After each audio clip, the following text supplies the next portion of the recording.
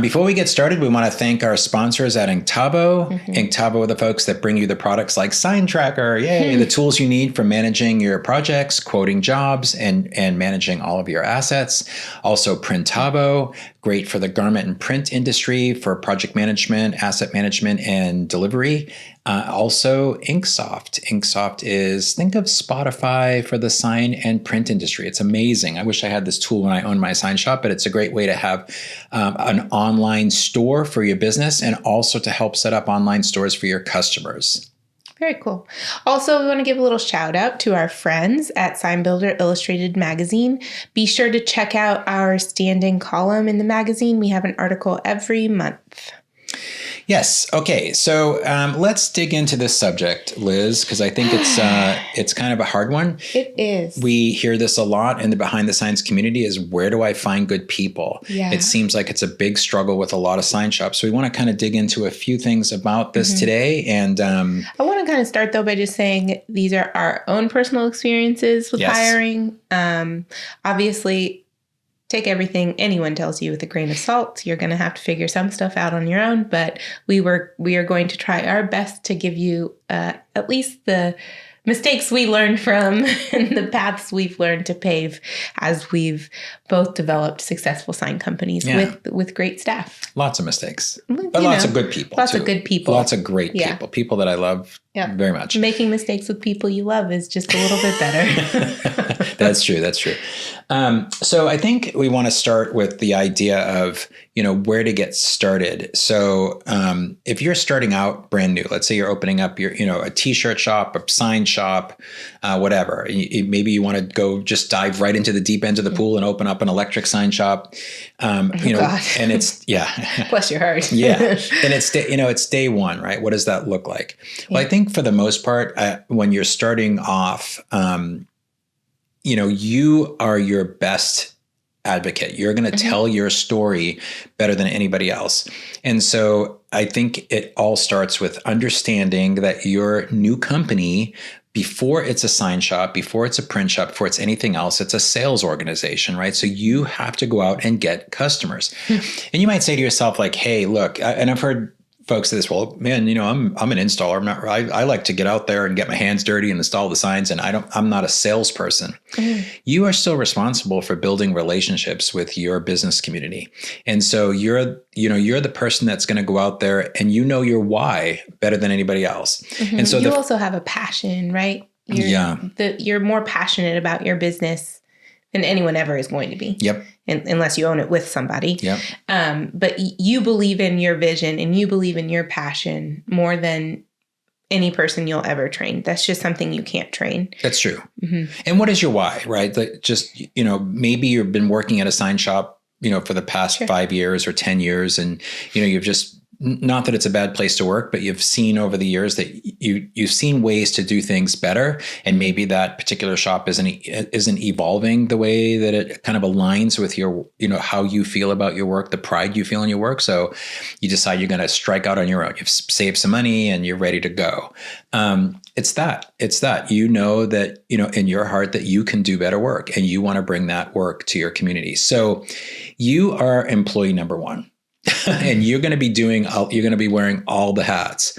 But as long as you understand that, it's you that's going to be doing the selling initially. And you don't have to be a salesy person, right? They don't have to be like a used car salesman or have that, I'm not a salesy. I know I'm not a salesperson. No, we're not salespeople. And this conversation so quickly goes, I think it's a great thing. Well, you're a relationship builder, I should say. Yeah, relationship builder. And this conversation, you'll notice it goes very quickly from, talking about employees, talking about a business, talking about sales, talking about profit, talking about it. There's the reason for that is it's all related to your finances. So sorry in advance for kind of mushing them together, but there are points. There are points in here. Yeah, for sure. We're not salespeople. We don't have salespeople. We've never hired them, but we are salespeople. Does that make sense? Like you have to be at some level. I'm not. Hell no, I am not. But you're a good relationship builder. I am a good relationship maintainer.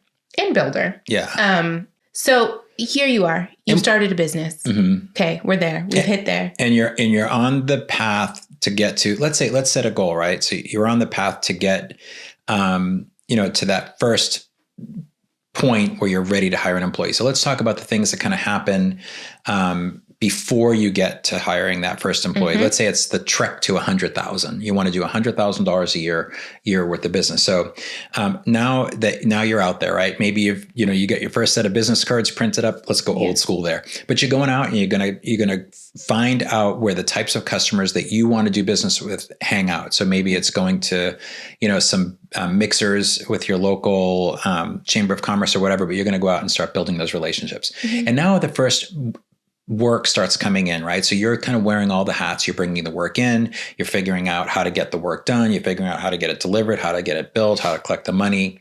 And so right from the beginning, even though it's just you, it's important and think about that first employee, that fifth employee, that 20th employee.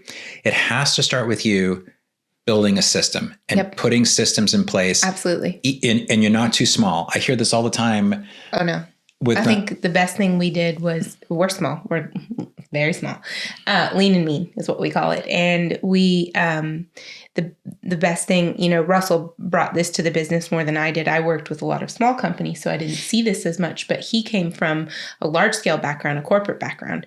As soon as we started our business, folder structure, drive structure, like our cloud storage structure, our file system for jobs was so elaborate.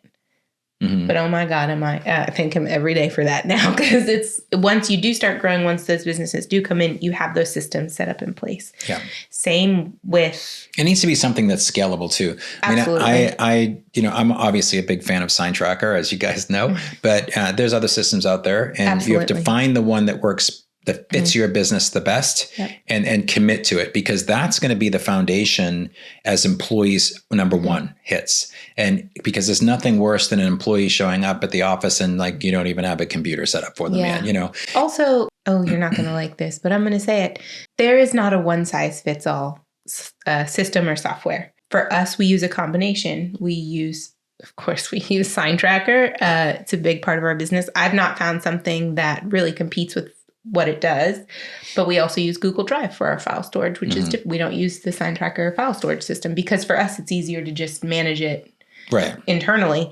And then we use a separate CRM system, or actually really an internal project structure secondary to Sign Tracker. So we use a combination that works for us. Right. So find that structure that works for you. Obviously, don't be afraid to add on to it as you're going.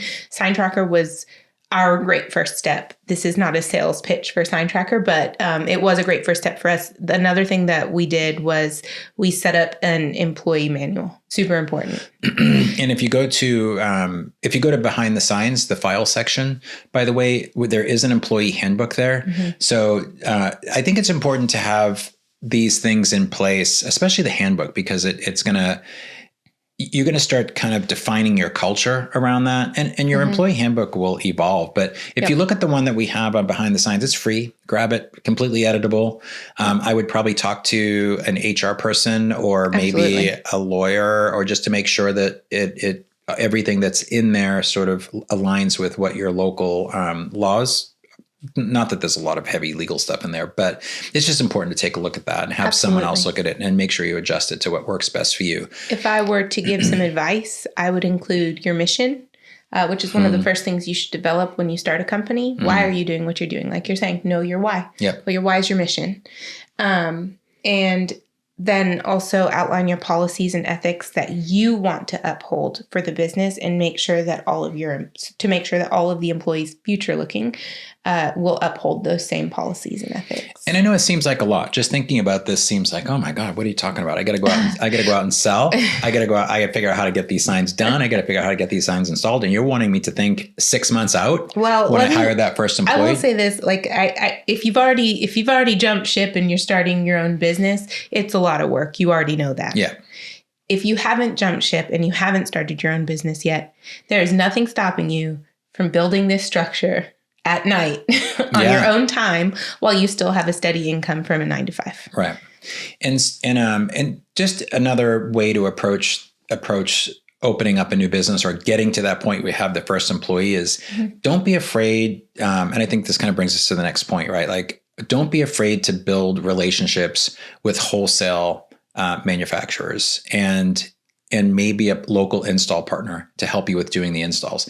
The reason why, not that you don't want to get to a point where you can hire an employee quick, but if you're focusing on sales and you're building a customer base and you're and more work starting to come in, it's almost a great way to like have a team without having without actually having employees. So if you can work with a wholesale manufacturer, whether it's, channel letters, cabinets, banners, wall graphics, vehicle wrap panels, whatever it is that you sell, t-shirts, figure out who the best wholesalers are in the industry. And there's a lot of great resources online to try to find that. Just in Behind the Signs alone, we have some great wholesalers that are in there. I will say, especially as you start working with outsourcing or really hiring employees, a great thing to have in place is an NDA. Protect yourself. With the subcontractors? Yeah, you can do an NDA with your subcontractors. Yeah, that's a good idea. You can get into some weird stuff if you don't, honestly. One time, I think I've already told this story. We showed up at ISA and we saw one of our designs hanging up in a fabricator's booth that we didn't know. And it turned out our fabricator subbed out to another fabricator. And there was our sign that was for our partner that was their very trademarked logo and shape, and it was just very. I remember that. I was at that ISA show with you when that happened. What happened? Yeah. But anyway, that doesn't happen very often. No, it doesn't. But it's good to have that NDA in place. It does. And also, if you're, especially if you're just starting out, if you have wholesale relationships, if the wholesaler's kind of regional or local and regional to you, go to their shop and spend a few hours. Go look at how the signs are made. Look at the processes. It kind of helps you to understand where you're going to be going in the future. So sure, I'm a big proponent for outsourcing. Yeah. Obviously. If you think about it, what we do. You can outsource. You can actually run your business out of your house for a while until minimize your overhead, until you drive your family crazy. But then that will happen. But then at some point, when you start having employees, obviously you'll start to have an office or whatever. But so I think that's a great, just a great thing to think about on your path to get to 100K, and do as much as you can as possible with wholesalers until you're just going crazy, until you're just working around the clock. And then it's time to think about, okay, what do I do next? I'm sorry, go ahead. No, it's all good. Controversial statement incoming. Okay. Learn to say no while you're building to that 100K. A lot of people just take everything, and I understand the mindset to do that.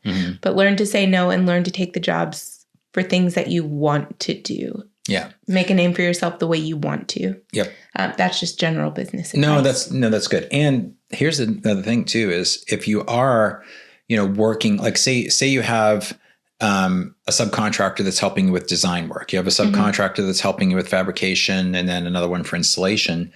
You kind of have the luxury of saying no to the low end jobs and really focus on building that quality customer base. Because when you start hiring employees, the last thing in the world you want is customers that are flaky and paying you. They grind you on price, because they're not going to help cover that. You're not going to be able to take care of your employees the way you need to with those kinds of customers. Absolutely. And I think that it also, in general, what we're talking about is that it minimizes your barrier of entry to the industry. Right. You don't have to have a shop, have all the equipment, be set up 100% to start the business. So that brings us to... we're there. Okay. So we're there. We've made 100,000. We're making 100 grand. Miracles have happened. Yeah, we're 18 months in, whatever. We're billing out 100 grand now. So you're averaging 8,000, 9,000, 10,000 a month in sales. So what's that first hire look like? I have my opinion. You have yours. I do have my opinion. Most people would think my opinion would be hire an accountant. Right. Know the numbers. Know the numbers. Know thy numbers. But actually, that's not my advice. I think that my biggest advice would be to outsource that to a licensed person. They have companies that do that you can outsource to. I think that that's a great way to go. So our first hire would be probably the same. Is mine? I think it's the same. Let's see. So yeah. Should we say it on 3? 1, 2, 3. Designer. Oh, shit. Boom. Oh, sorry. So I say designer. So when I first started my sign company, I had a business partner, and both of us we were salespeople at another company, and so we left. And of course, when we first started, you remember we were working out of our house, and my business partner was at our house till 10 o'clock at night. My wife hated it. That was rough. Yeah. But we were selling all day, managing all the projects all night, placing orders with wholesalers. But the two of us got to a point where we were working way too many hours. And so we got to that point where we were definitely doing 100K, probably even a little bit more. And we decided, okay, this is not sustainable. It's time to we'll get a little office, and we'll hire that first employee. And we hired Allie. Remember Allie? I love Allie. She was awesome. She's probably still really awesome. She's probably still really awesome. Allie, if you're listening, we still love you. Love you. Yeah. But Allie was great because she was not only a designer, but she was organized too. So she really helped a lot with project management. She would send the designs out to get quotes from the wholesalers, but it really freed my business partner and I to go out and even sell more, to get the sales and the revenue up to the next place where we could hire more folks. So after a few months, our sales did increase, and we went for our second hire. And the second hire was project manager. Oh, Lord, yes. And because then it separated the design work from the project management work, and then it allowed more design and more sales that were being managed. Funny, ours, though different sort of in nature, our companies have followed similar hiring trajectories. Yeah. We hired a designer first. Again, different because my background, if you guys don't know, is accounting. That's what my degree is in. I'm very familiar around a set of books. And you grew up in a sign shop. And I grew up in the sign industry. So I'm a wild card. A unicorn. Yeah, unicorn. And then my husband's background is graphic design. So together we kind of had a lot of the bases covered to start. But not fabrication. I mean, I knew a lot of fabricators, but we didn't have any in-house fabrication. So we outsourced that. But our first hire even still was a designer. Our second hire was another designer, I think, though, because I just handled project management until it got above a level that I could handle, which I think is good advice for everyone, right? As you start to get into these third and fourth hires or second and third hires, you have a lot of hats you're wearing. You have a lot of buckets, right? Like you're handling so many types of roles yourself. You are. Which bucket is overflowing? Yeah. And that's where you're focused on hiring. And also think too, and I know this is kind of very cliche, I want to work on the business instead of in the business. And so ultimately that's the goal. If you're going to really run a successful company, at some point you're going to have to keep focusing on that next hire being somebody that can relieve you so that you can continue to work on the business. So for us, the third hire was admin. So we hired an office manager-ish who really kind of supported the designer. And so she was helping to kind of organize files for the designer, also helping the project manager. So doing, filing for permits, picking up permits, and then just doing basic admin stuff that would help my business partner and I, again, freeing us up a little bit more because the goal was obviously to get the business from the 100K mark to the 250 a year. And so I feel like when you start hitting that range, things start to really change. Like you're really a business, right? You're doing 250K a year. The growth is steadier. Hopefully you built a strong base of clients, and now you're kind of really rocking and rolling. And then I think from there, it just really depends. When you say it depends on what you're wanting for a business. So if you really want to grow the business to several millions of dollars under this model, you guys have done that very successfully, where you have partners for all the fabrication, partners for all the installation, and you've doubled down on design and project management. Yep, and customer service. Then that's one way to do it. And so you kind of rinse and repeat on the people that you're hiring, right? Like as far as quality designers and PMs and our hiring focuses on designers first and foremost. Then it went to project management. And then for us, it went to brand management. So at some point, we also needed help working on the business. Right. And instead of hiring someone as admin who worked in the business, we hired someone that could help us work on the business. Right. So we have a brand manager that handles a lot of our social media. She does our blog posts. She does our monthly newsletters, all the things. But I think it really depends, again, what you're wanting for yourself. So Absolutely. if you're feeling like you want to be a production house, that's great. Mm-hmm. But so the jump between 250, if you can get yourself to 250 without making a big commitment to overhead, like I need a bigger space, I need a warehouse, I need printers, I need all that stuff. If you could do that with wholesale partners and then have that management system kind of in place, have your first of all, have your systems in place, but then have the employees that have bought into those systems and that are working well. And then that jump from 250 to 500K, I feel like in the sign business, those are pivotal. Like, okay, what direction am I really going to go? Right. Yep. So you're going to start investing in a router. You're going to start investing in some printers. You might have a paint booth. Maybe you're even going to take the real leap of faith and get a crane truck, whatever, a bucket truck, which is a game changer on insurance, by the way. So make sure you do your research before you just run out and buy a truck. Oh my gosh. That's very true. Yeah. Yeah. Taking anything in-house changes your insurance. That's true. I do want to say, though, that though we're focusing on how we've built businesses, these rules or guidelines kind of hold true, even if you're building, let's say you're an installation only company. Okay. Well, it's the same concept. Until you're at 100,000 in sales, you're really doing it. It's you and your bucket truck. Now, your insurance is different from day one, so ignore what we just said, but it's you and your bucket truck from day one, or whatever, whatever you come to the table with or whatever you've invested with. Your barrier of entry is a little bit higher, obviously. Right. But that said, you could still rent equipment as opposed to buying equipment. Mm-hmm. Do a lease. Lifts. Yep. Rent lifts as opposed to owning lifts, rent bucket trucks as opposed to owning bucket trucks. Until you hit, 250, and then you're looking at hiring a second installer, or I would assume an admin to kind of help you schedule out installs, do those installs. But still, it follows a very similar trajectory. You can also have, a few sets of contractors that you trust to work with you on some installs that you've worked with in the past, that maybe just want to pick up a little extra income on the side, that maybe just want to pick up like a little bit of extra income on the side, so you can use them as a subcontractor. And again, just still follow that same model. Mm-hmm. But once you hit 500,000, that's when you're really looking at that $250,000 to $500,000 range is when it changes.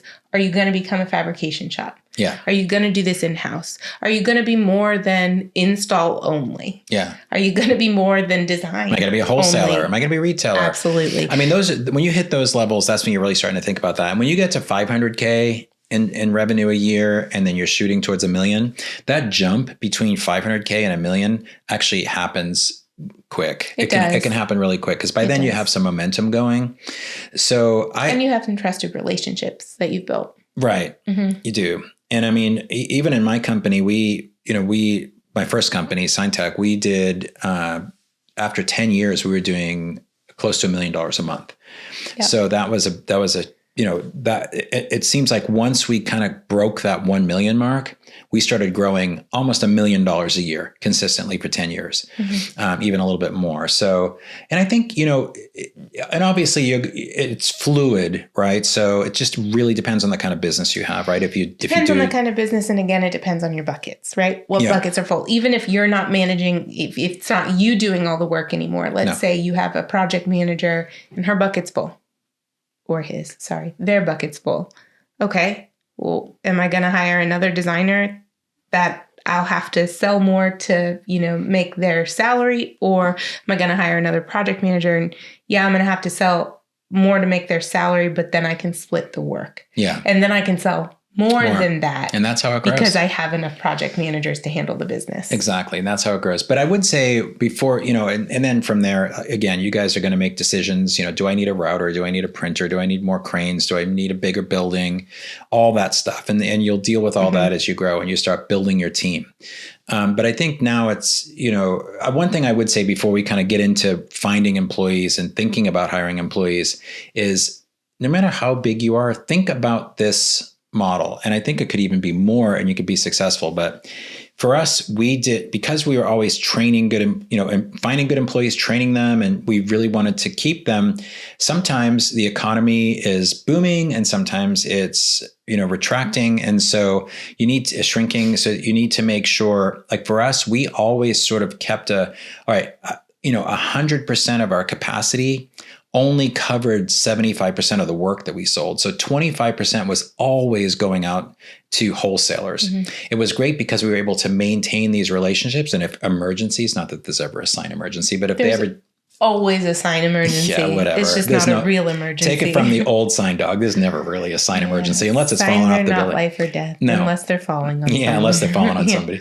But, the beauty of that is you got all these great folks working for you now. They're all trained. And if all of your work is in-house, we do all our work in-house. We don't sub anything out. The problem with that is if the economy shrinks, you're letting go of 25% of your staff. And then what? They're going to go find another job somewhere else. You think you can ever get them back? Probably not. On a side note, having that mentality also limits the work that you produce. That is true. And it expands your overhead exponentially. If you're trying to keep up with current trends in signage and you feel like you can only fabricate everything in-house and you can't outsource anything, then you're either going to be constantly having to buy new equipment and new tools, or you're going to have to outsource. Yeah. I think actually, if I was advising anybody, I think the ratio should be 50-50.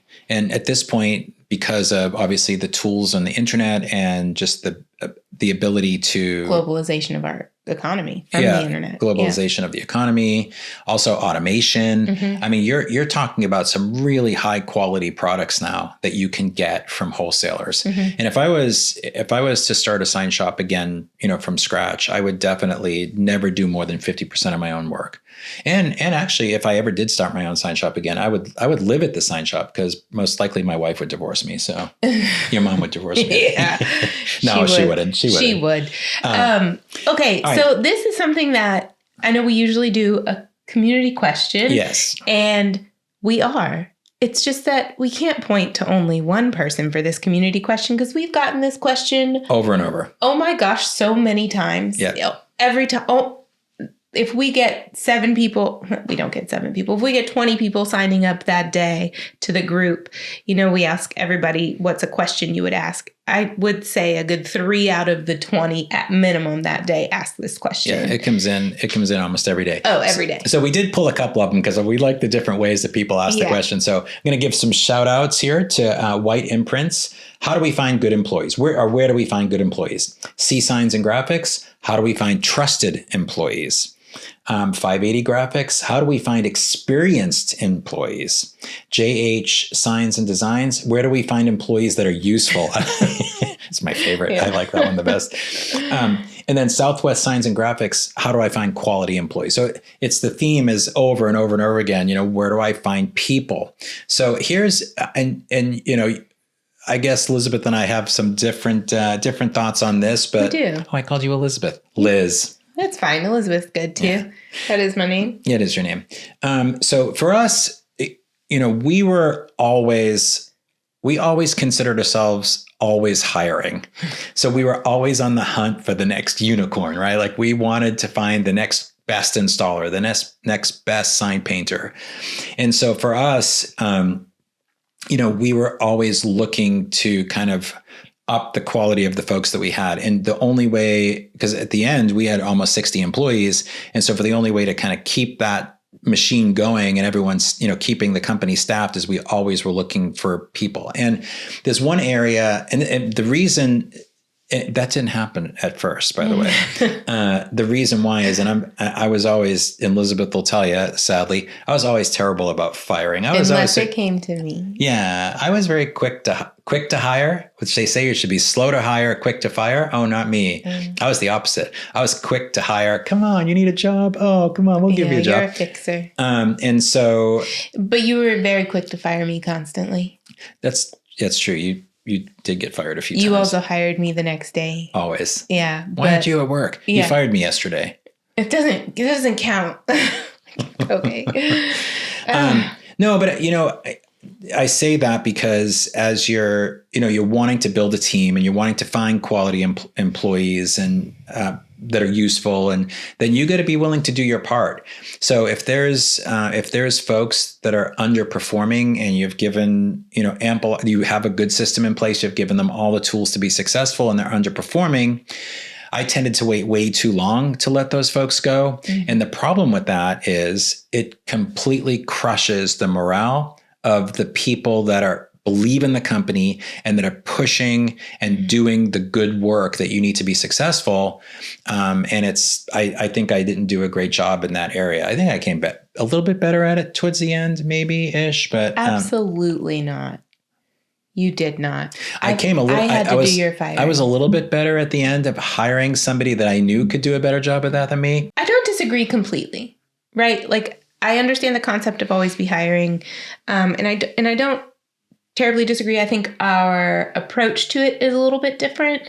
I think we take a much more natural approach. We're always hiring via networking. We make a name for ourselves. We show up to, whether it's our local sign association gathering or obviously the conferences that are important.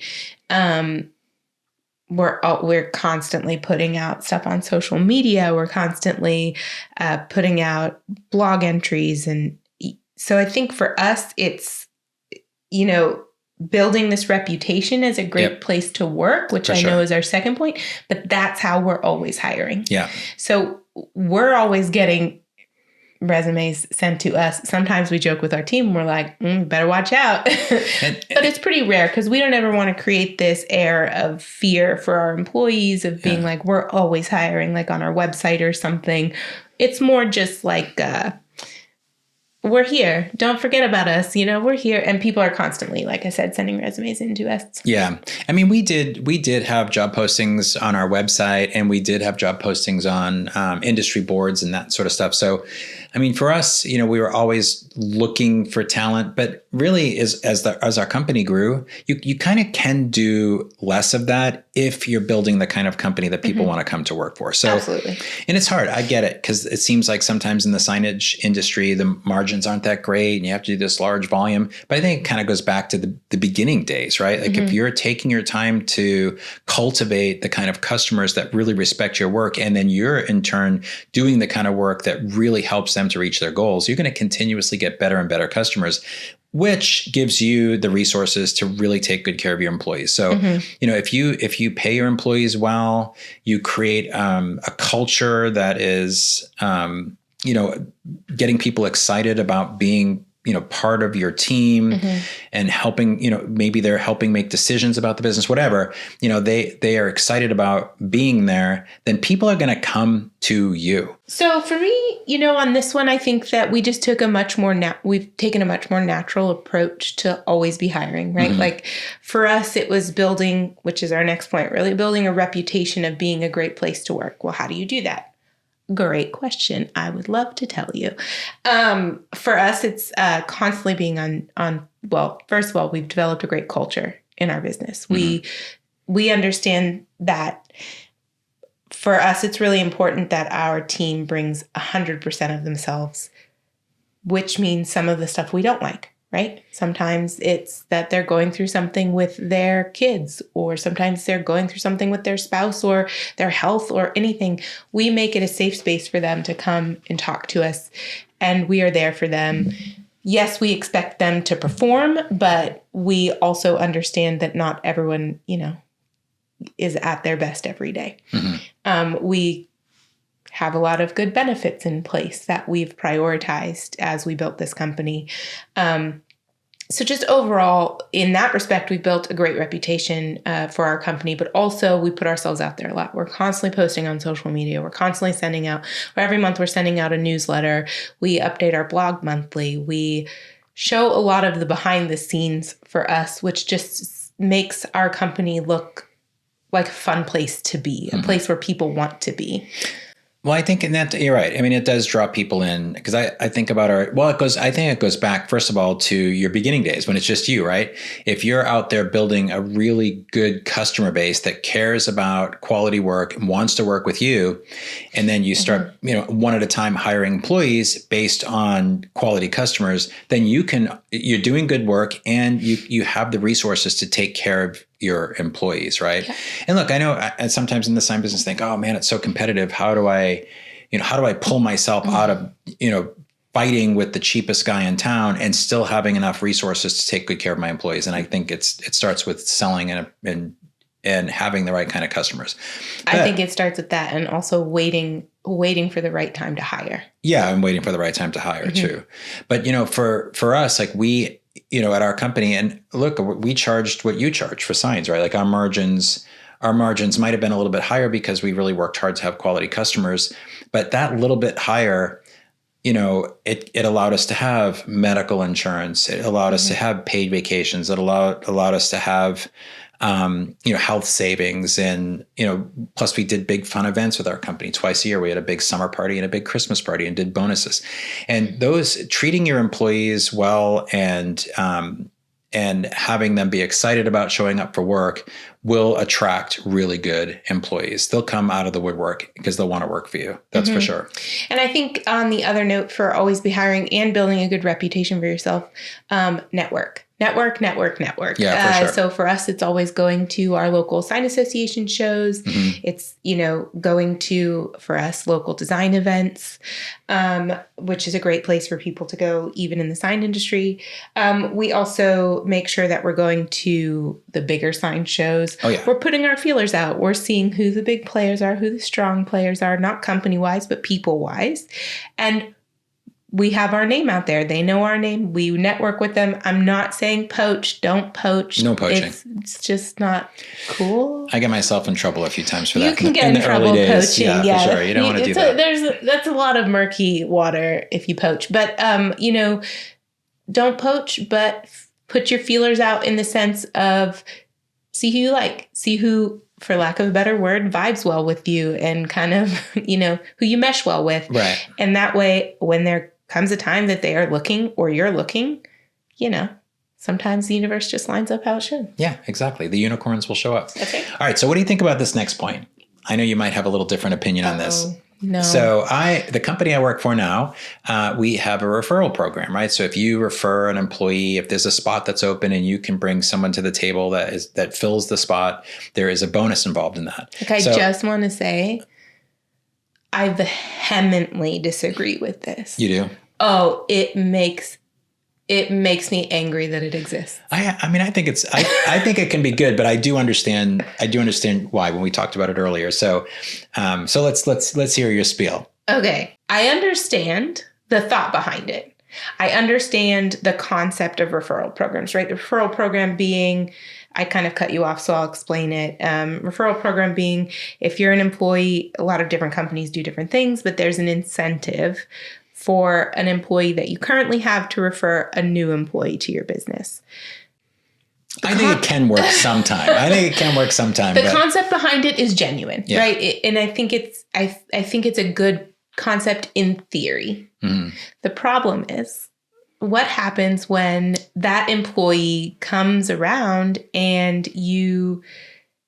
it's not the right fit? And then what happens, right? Because then you're kind of up. So we had one employee referral, and the employee they referred, came with receipts. They had good references, not just our current team member, but other people that we had talked to. They had references, but it wasn't a good fit. That's when they showed up the first day, things were off. It was weird. It got bad very quickly. I am very by the book, so we definitely took note of all the things that were off and weird, and which was nice. But here's the thing: we had to let him go. Yeah. What happens with the employee or the team member who's doing great and referred this employee who they're friends with? That's a whole other that's a whole other can of worms. Don't hire friends. Don't even hire friends of current team members if you can avoid it. But sometimes it works, though. Sometimes it does. Think about our sometimes good, it does. But in this instance, our good friends at Vintage Signs, right? They have all their family. That's family. Working. That's different. Yeah, you know what you're signing up for. That's true. Yeah, but in this instance, we hired this employee. It didn't work. It went downhill very quickly. We had to let him go. Before we let him go, we had to sit down with our team member to say, "Hey, just so you know, this is what's about to happen. This isn't a reflection on you. You're doing great. We don't shame you for this. It's not like that. It's not a good fit." They understood, but it's still an awkward situation and potentially a very damaging situation that you can put yourself in. So in all, I strongly disagree with referral programs. I don't think it's a good route. I know I'm not alone in that boat, but it's a small boat. A lot of people use these. So if it works for you, it works for you. Like he said, I do agree. Like it works probably 80% of the time it works, but that 20% is enough for me to say, nah, I'm good. Yeah. Oh, I know. I think you can definitely find some good employees through your current employees, but yeah. Now I want to proceed with caution. Yeah. I do want to say this next one, you wrote a really good statement. And I really liked it when I read over our outline that you provided. As you can see, my comment, yes. Beautifully stated. So what is that statement? Because I think this is really important. Well, my feeling is, and you guys know, like you think about the sign industry, sign and print, I mean, billions and billions and billions of dollars. But most people don't think about the sign industry as a career option. No. And so I think it's kind of our job as people that are building sign companies is to bring the industry to your community. Mm-hmm. And so what does that mean? So recently I had read an article about a sign shop actually here in Austin, Texas. Big shout out to Ion Art. They did a great job. But what they did was they had a summer intern program where they took high school seniors that were, I don't know if it was a vocational school or what it was, but I don't know. They brought them into the shop and then taught them how to make signs all summer. So what an opportunity to kind of, introduce a young person to the sign industry and maybe even eventually when they graduate high school, pick up a really good employee that can build a career and starting at your sign shop. Absolutely. So, because I know for myself, like I never thought of the sign industry as a career. Well, it's one of the very few industries that has no formal training. I mean, there are aspects of the industry that require formal training, but the industry as a whole has no formal training program. And I think some of the sign associations are doing a good job trying to get training classes and things in place, but you can't go to like a vocational school and sign up for sign making. It just doesn't happen. I feel like a lot of people kind of, grow up in the sign industry or that's how they get into it, but there's no place to really get a formal education per se, or very, very little options. Right. So that's one thing to consider doing. And also I think for us, we do an internship program through our community college, but that's because Russell, my husband and business partner, he is also an adjunct professor at our local community college for the design program. He teaches their capstone program, which is portfolio design. And most of our employees have graduated, not necessarily his class, but that program. Yeah. It's a great resource. Your local trade school or local community colleges, such a great resource for younger talent, not always younger, that's a lie, just newer talent coming out that are eager to work and eager to get their career started in an industry. Yeah. Also, they don't have any bad habits yet. Yeah.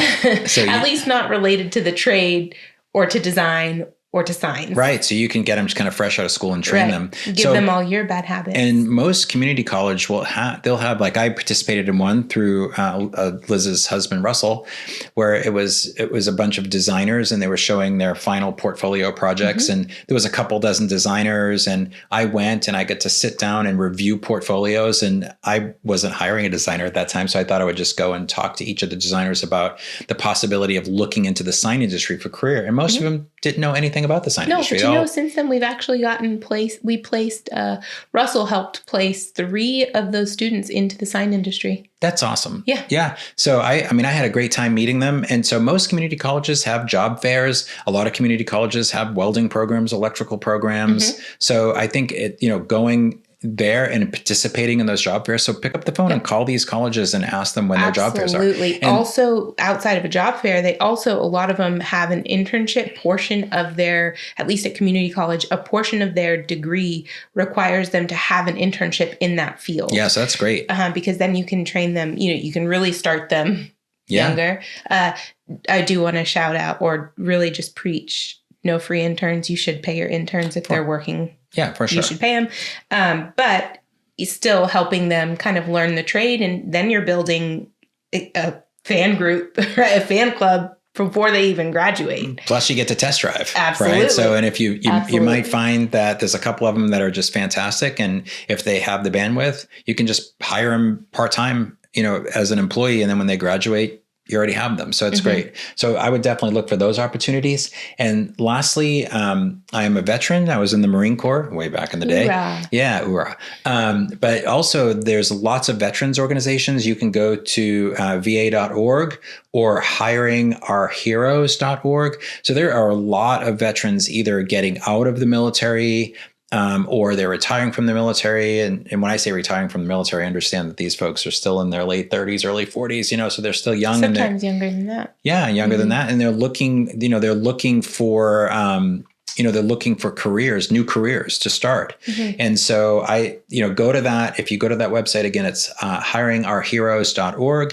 It's another way, they also have, and they're in partnership with the National Chamber of Commerce. So they have hiring events, local, regional hiring events. So I would just, I would encourage you, shout out the sign industry as an opportunity for a career, like to really start educating people about it. And you're going to find some great folks. It's going to be casting a much wider net for you. So and I just kind of want to tie that back to one of the questions that was asked that we talked about, right? So 580 Graphics says, how do you find experienced employees in today's world?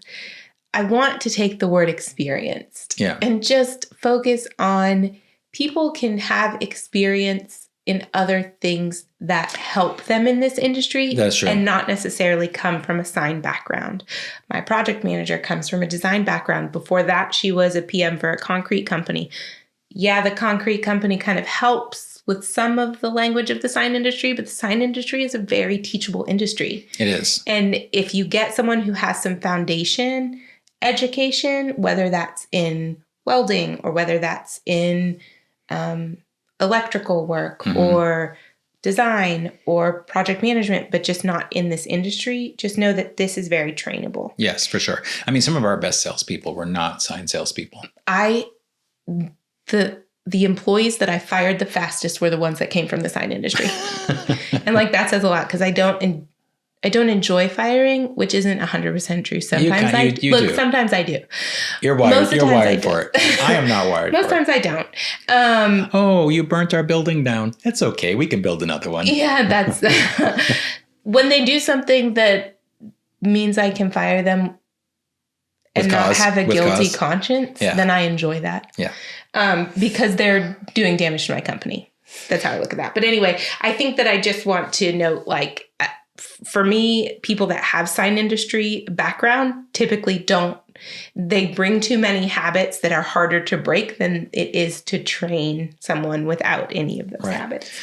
Okay, so that brings us to our last section of this podcast today. And I think these are some important tips. And we can kind of fire through these pretty quick, Liz.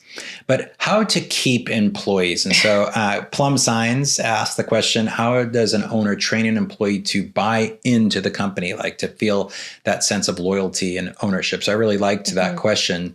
So I think this responsibility falls on the leadership first of the team. So that goes back to working on the business, which means training your employees and working on building that culture for them. I do want to say before we kick these off. Yes. People don't quit jobs. They quit managers. Yeah, that's good. I know. Yeah, that's true. And I really take that to heart when I work with my team. Yeah. A lot of what keeps an employee happy is the leader they have. Yep. So you have to create that culture if you want to keep employees. So absolutely. Again, let's start with, we'll kind of blow through these. First of all, build a culture of trust. And so what does that mean to you? To me, it means don't micromanage. Yeah. To me, it means delegating and trusting that the work's going to get done instead of micromanaging the work while it gets done. Let the employee come to you if they're having an issue.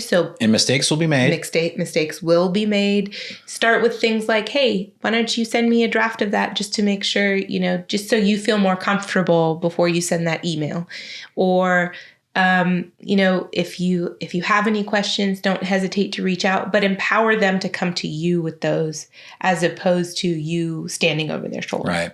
Yeah, for sure. So when it comes to trust, I think it's important that you provide the right tools for them to succeed.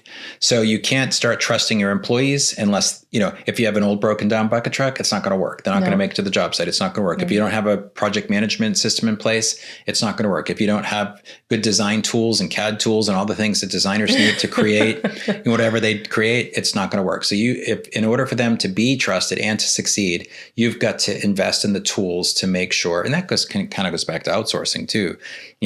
If you're building your company slowly, you can have quality systems, quality tools, and as you're bringing more and more work in-house, you'll have the resources to be able to provide the right kind of tools. I know that there are a lot of people listening to this that are thinking back to that statement, a bad craftsman blames his tools. And I just want to say it's one of my least favorite statements.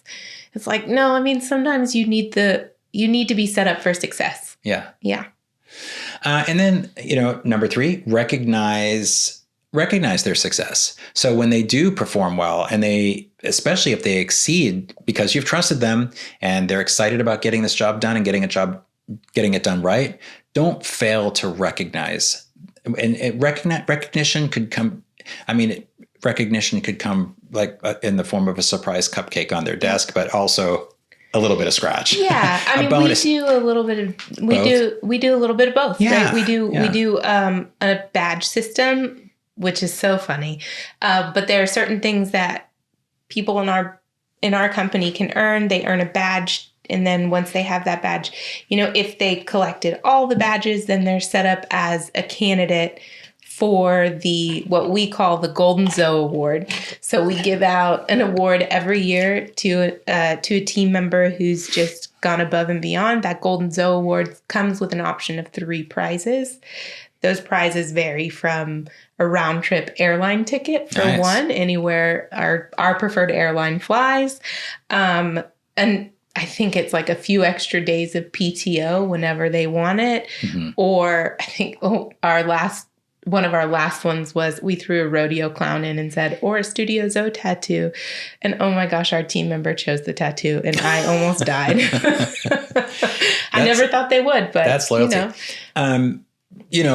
I think that shows though, reward and recognition is different to different people. Right. If that were being offered to me, I would have chosen the flight. Yeah. Hands down. Would not have been. And it doesn't always have to be, monetary, right? It can be, it should have some kind of value to it, obviously, but it can be something like that. No, but as a business owner, the flight, I earn points with the credit cards that we use to pay our vendors, and that flight would have been points. It was monetary through the year, but it's monetary to them because it's saving them money or giving them the opportunity to do something, but it's not necessarily a financial hit.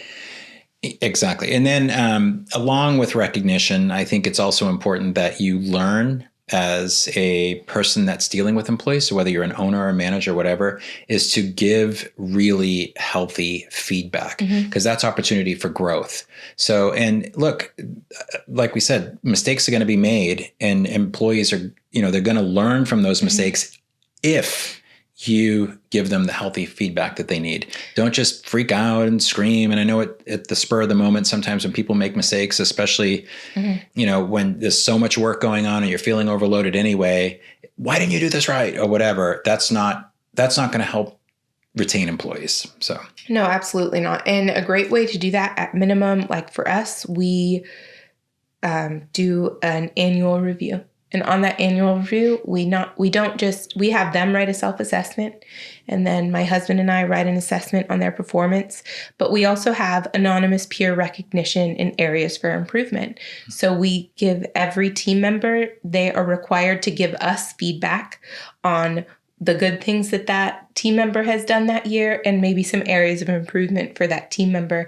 And it's really helpful. We don't share with the team member that's getting reviewed who wrote what, but it's very helpful for them to see like, oh, it's not just the owners or my managers recognizing the good things I'm doing and chastising me for the bad things I'm doing, but these are both praises that other people are noticing the great things I'm doing that I work with, but then also these are areas of improvement, where my team members might see an area where I need to step up my game, and I want to do that because it's impacting them. Mm-hmm.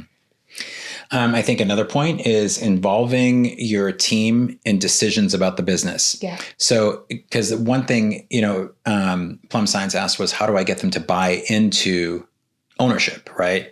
Or to buy into the company. Mm-hmm. And so if you're involving your team, maybe it's, for example, you're hiring a new employee and you're hiring a new project manager. Mm-hmm. And maybe you bring in one or two project managers that are, really doing a great job in the company, or a designer or whatever, and you have them involved in the interview process, not just go out there, oh, look, I found a new person, and then throw them into the mix. But if they're excited about being involved in making the decision for the next hire, or maybe there's other decisions in the company. Like, hey, what do you think? We've been using this wholesaler for a while, but we're giving them so much work. Do you guys think we should buy a printer? You think we should take that on? And whatever it might be.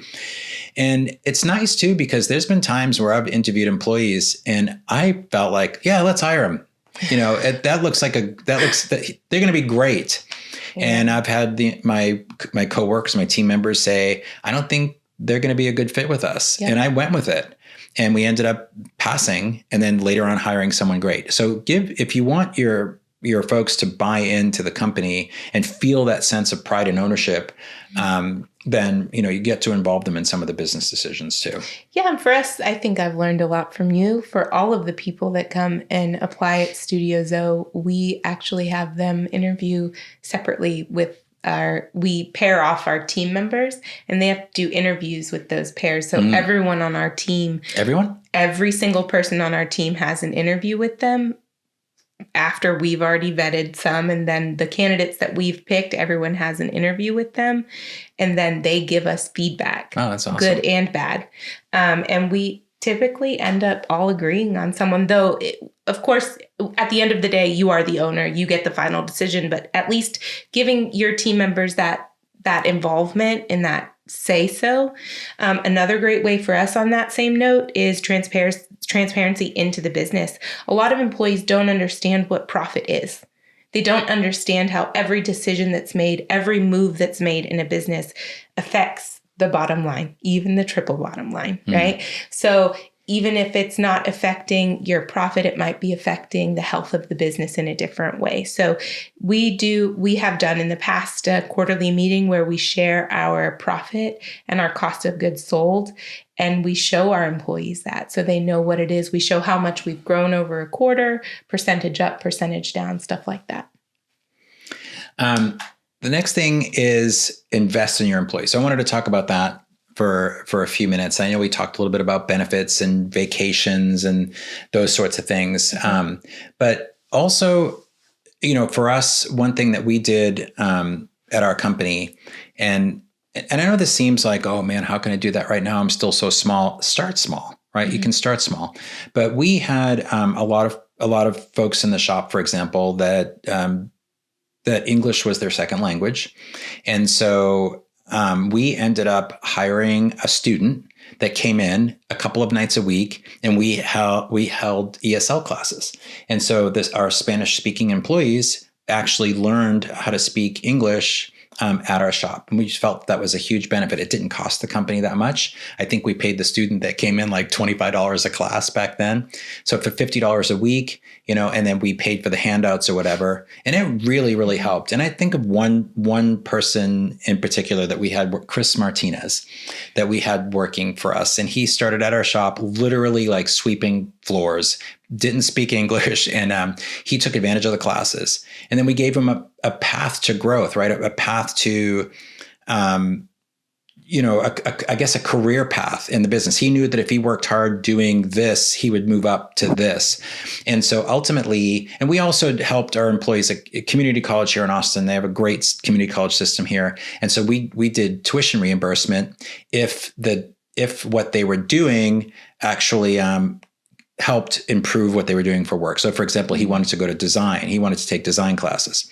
So he took some design classes. Ultimately, he worked his way into the vinyl department. From the vinyl department, he worked his way into the design department. Then he started doing some project management. And after I sold the business, he worked there a few more years doing fabrication. He went on and install trucks, and we always gave him opportunities to do more and more and more and more. And now he runs his own very successful company, which I'm happy for him. And so I think at your shop too, if you take the time to, if you invest in your employees, even if it's in small things, they're going to feel very, very, very loyal to your company.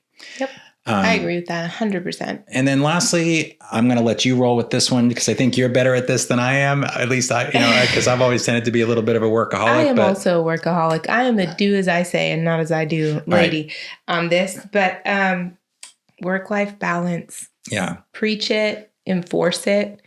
We had an employee a long time ago who was like, I do better if I work at 2:00 in the morning. And the fact of the matter is he didn't do better at 2 a.m. No. He was tired.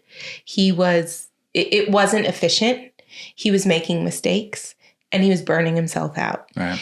If you understand that people have lives outside of your business and you support those lives, you invest in that. Right? Invest in your employees, which means invest in their whole self, not just in what they bring to the table for you. Then you not only respect that they have a life that they need to, attend to, mm-hmm. But also that they'll be happier. They'll be happier. They'll work better for you. Yep. They won't make as many mistakes and they'll want to do good work. Yep. If you respect, I had an employee today talk to me about wanting to take their kid out of school. And that means that kid's going to be home all day with them. And we work from home. We all work remote. So I know what that means. And I said, hey, as long as your job's getting done, I'm good. Right. And you're doing a great job. So I understand life is life. And that's not just because someone shows up at your door at 9 a.m. and they leave at 5 p.m. doesn't mean they don't have things that happen during that time period. Mm. And extending that time period longer doesn't help, right? Expecting them to work 80, 60 hours a week, 80 hours a week. If I ever have to contact an employee after hours, the first thing I say is, I am so sorry for calling you at this time. And usually it's like 6 p.m. Yeah. I just don't do it. I just don't believe in it. I understand emergencies happen. I'm going to preach again. We've already said it. There's no emergency in the sign industry. Yeah. It's not life or death. It's not. Unless the sign's falling on. Unless the sign's falling on a person. Yeah. Usually there's not an emergency.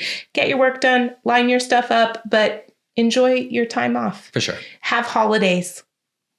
Do paid holidays. Yeah, and even as owners, you need to have a work-life balance. You absolutely do. And allowing your employees to have that work-life balance, honestly, even if you work 3 hours a day later than your employees, I promise you those 3 hours will be more fruitful for you than the rest of your day because you are able to sit and focus and no one's bugging you. Yeah. They're leaving you alone. It's beautiful. We used to, when we were in studio, we had a 4-day work week for our team members. And then Russell and I worked. So we did Monday, Tuesday in office. Wednesdays we were closed. Thursday, Friday in office. And Russell and I went into the office on Wednesdays. And that day was so productive. Every single Wednesday was just glorious. And I could go in my pajamas and no one cared. And I got so much stuff done. So yeah, really support that work-life balance. It's where it's at. For sure. Well, I don't think we stuck to 30 minutes and we promised we would. I know. We probably went over 30 minutes. Maybe our producer, Chris, will have worked some magic and you're just coming in at 30 minutes flat. We hope that's the case. But look, I just want to encourage you. I know that this is a hard issue for a lot of sign and print shops and that you're out there and you're trying to grow and it's really a struggle to find good folks. So we hope that some of these things were helpful to you. Keep building great businesses, keep building great culture, and I promise you will attract the right people. And you don't have to do it all in a day, and you don't have to have the biggest business in town.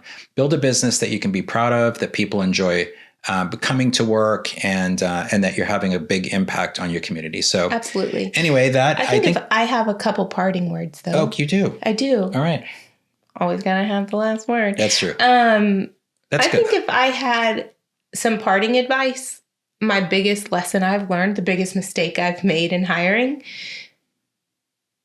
don't hire for a specific skill.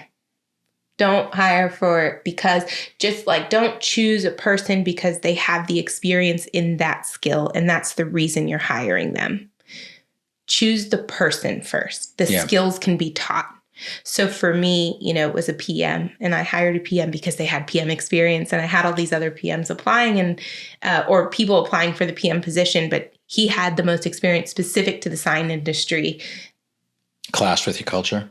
Tried to take everything over, didn't want to do our system, immediately came in with all his own habits from this industry, and the culture fit wasn't there. Yeah.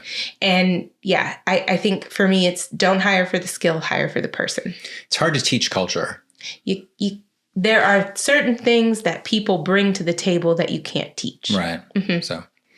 Well, anyway, look, everybody behind the signs community, we love you guys so much. And thank you for all the interaction on the group. It's awesome to see all the help that you're giving each other. Yeah. Don't forget to hit the invite button. Invite your friends, your sign shop friends or print shop friends. And we'll see you in the community. Yep. Thanks. See you around. All right. Bye. Bye.